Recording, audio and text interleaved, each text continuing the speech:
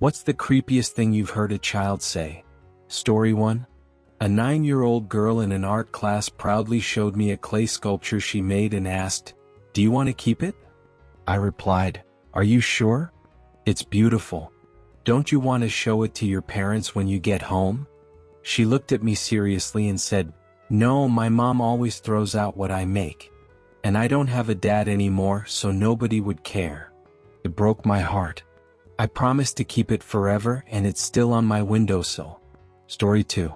I worked with a young kid who would wet his pants and then say, "Dirty piggy." I knew he was hearing that at home. Story 3.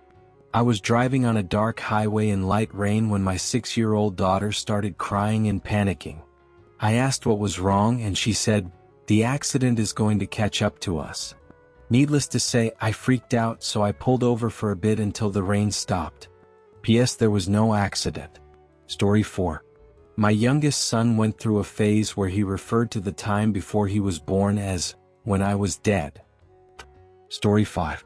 When my sister was about 2 or 3, we were in the car, and out of nowhere she turned to my dad and said, "Before I lived with you, I lived in Chicago and cheered for the Whatsapps. Our entire family has lived in Boston for generations." It creeped us out big time. Story 6.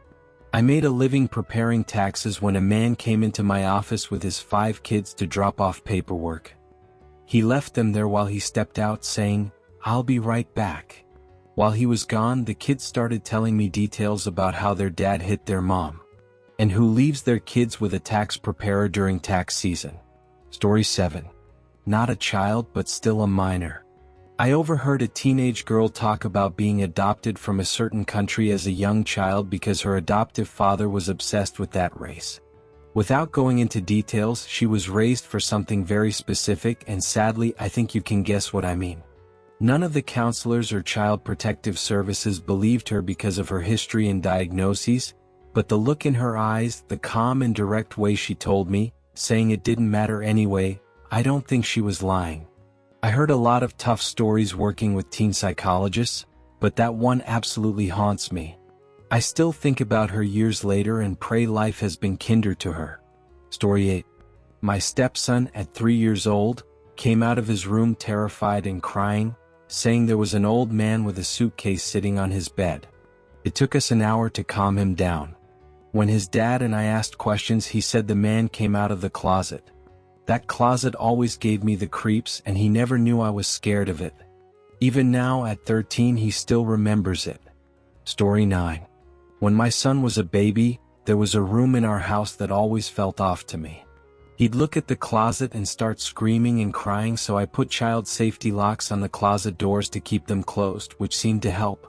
When he was about a year old and starting to learn words, he'd point to people's eyes, nose, and mouth, saying, "Eyes, nose, mouth." One time we were lying on the couch as he was falling asleep, and he suddenly pointed at the ceiling and said, "Eyes, nose, mouth." I almost laughed, but I also got an overwhelming feeling that someone was watching me. Call it paranoia, but from then on, I slept in that room with him until I moved him out and turned it into a storage room. Story 10. My daughter, 3 or 4, always talked to her Poppy, my father-in-law. She'd tell us stories about what he said and sing songs they sang together. The problem? He died when she was 2. The songs creeped me out the most because she'd never heard them but sang them anyway. One night, she sang the wrong lyrics to Pearly Shells. She stopped, said, "Poppy? Oops," and sang the correct lyrics. Yeah, that song gave me chills. Story 11. My niece was in the daycare infirmary, chattering away while coloring. We asked who she was talking to.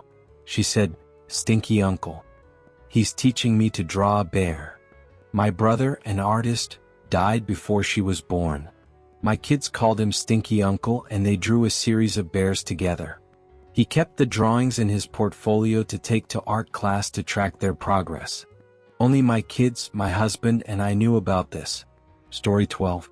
I don't recall anything a child said directly to me that creeped me out, but the other day one made me feel uneasy. I work in a store and always try to engage with kids, chatting, smiling, or waving. They usually smile back or get shy and hide behind their mom.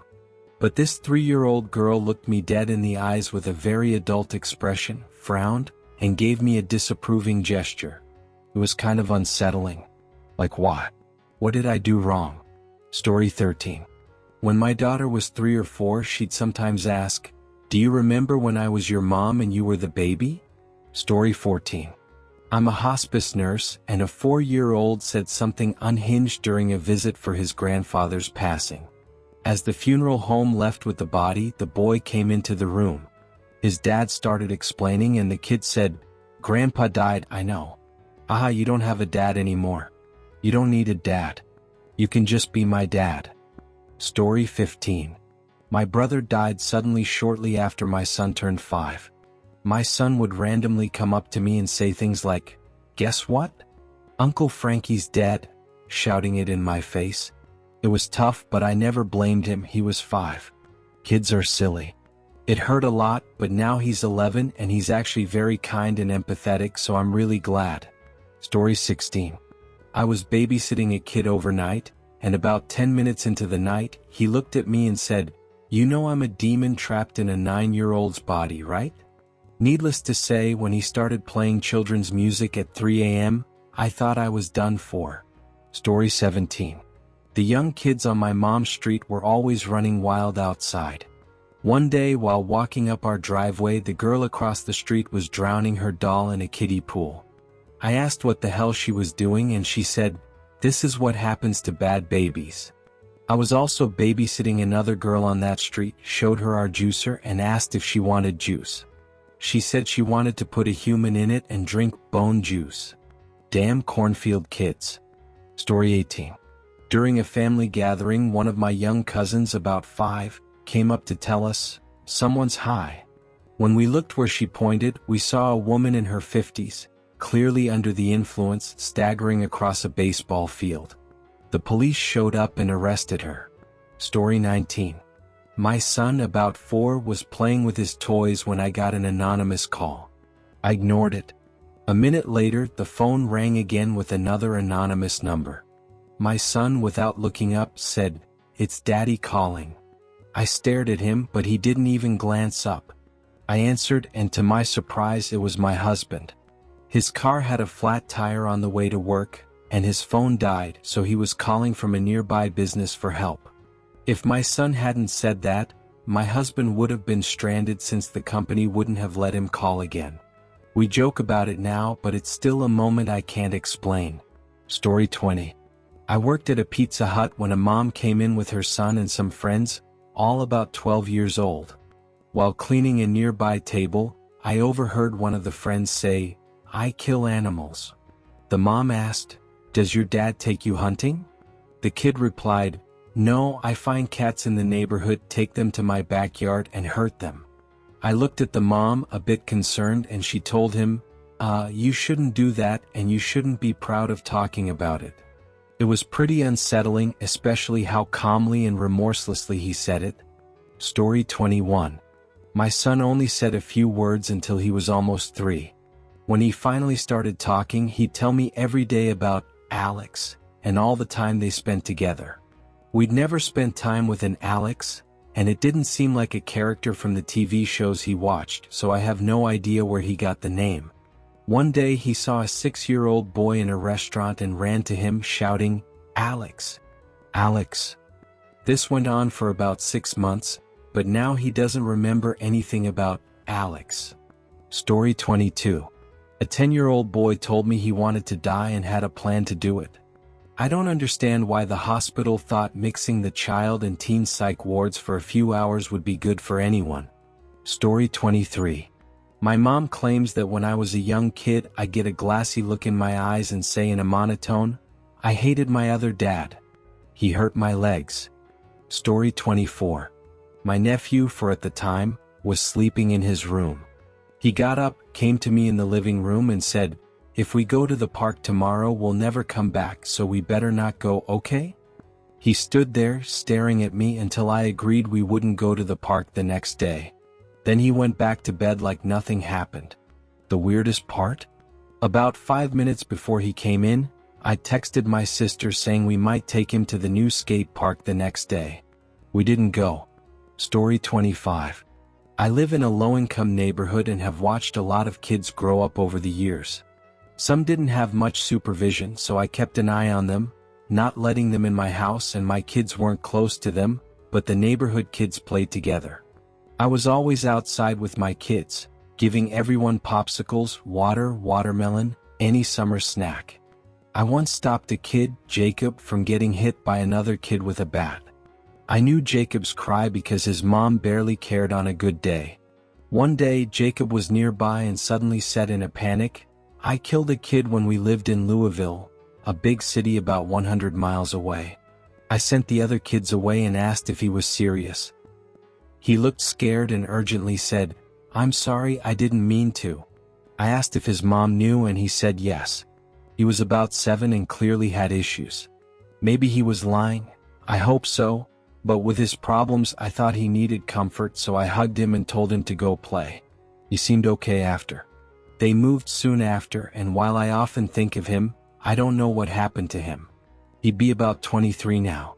His expression made me wonder if he was telling the truth. It was chilling. He was one of those kids who never had many chances, but I try to think of him doing well if he ever comes to mind. Story 26. A kid in my library looked over my shoulder with wide eyes and said, in the most innocent, exaggerated voice, "I don't see any ghost." "Sure you don't, kid?" Story 27. In the late 90s, I did my student teaching in a special ed class for young kids. All the kids were great, but one, Bradley, about 4 and super adorable, stood out.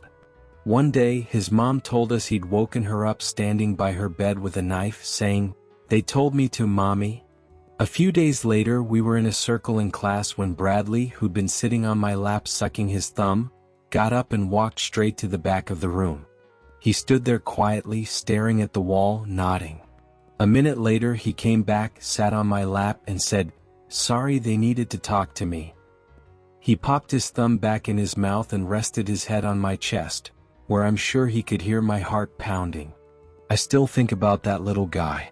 Story 28. I was running a state evacuation drill for a school bus in an elementary class.